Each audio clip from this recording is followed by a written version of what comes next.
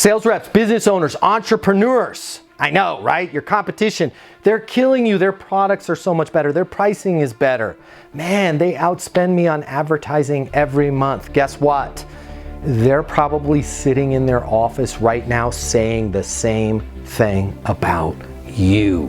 When it comes to being successful in business, the grass is always greener on the other side. Instead of thinking about your competitor, the people you're competing with in the office, the other companies that you're going up against, I want you to think about yourself and your process. What are the goals that you have? What are the activities and the thing that you're going to do every single day?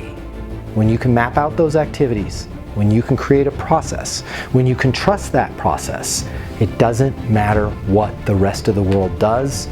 You're going to achieve the results you want. My name's Matt Easton. If you want to learn more about how you can be successful both in business and life, consider giving me a follow.